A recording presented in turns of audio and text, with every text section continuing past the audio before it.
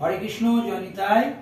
আজকের কীর্তন ক্লাসে আমাদের রাজ মুখার্জি। হরে কৃষ্ণ।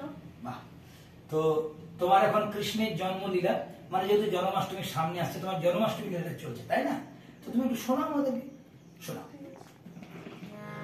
দেবশ্রী নারদ মুনিকে দর্শন করে মহারাজ কংস বলে উঠলেন, আজ আমার কি সৌভাগ্য, আপনি এসেছেন, তাও আবার আমার রাজভবনে। বাহ।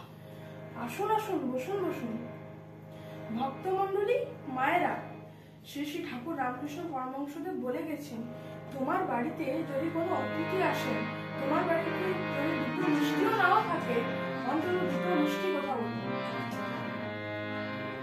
দেখুন, মহারাজ কংস দুরাচারী, পাপাচারী, কিন্তু তিনি অতিথি সেবা থেকে তিনি নিজেকে বঞ্চিত করলেন না, ভক্তি বলে নারদ মুনির সেবা দিলেন। এবার বললেন, কি বা হেতু তব আগমন? নারদ মুনি বললেন, তুমি কোথায় চলেছো মহারাজ? কেন? দিগ্বিজয়ে গেলে তোমার কোনো জয় হবে না, কারণ তোমার আদরের বোন দৈবকী এখনো অনুরা, অর্থাৎ এখন তার বিয়ে হয়নি। আগে বিয়েটি দাও, তারপর ইচ্ছে যাও। মহারাজ কংস বললেন, বিয়ে তো আমি দেবো, কিন্তু তার জন্য একটা উপযুক্ত সুপাত্রের সন্ধান করে দিন। আপনি তো সর্বমত পাতাল, 3 জায়গায় দিগ্বিজয়ে চেপে আসা যাওয়া করেন, আপনার সুপাত্রের অন্বেষণে কোনো অসুবিধা হবে না। নারদ মুনি বললেন, তোমার বোনের উপযুক্ত সুপাত্র আমি নির্বাচন করে রেখেছি। পাত্রটি হল সত্যের পূজারী, দেব ভূমির এবং মারিসার গর্ভজাত সন্তান বসুদেব।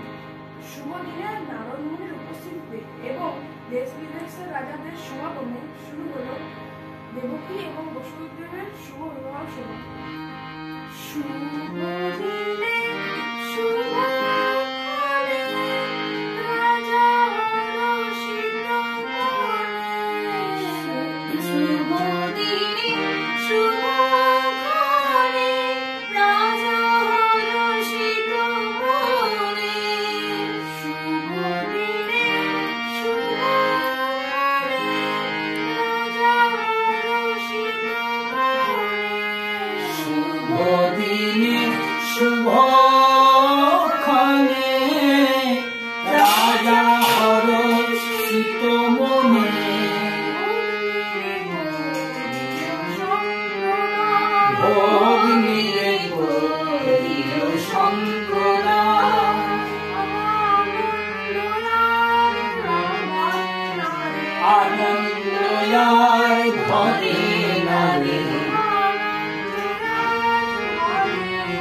আনন্দয়ার ঘরে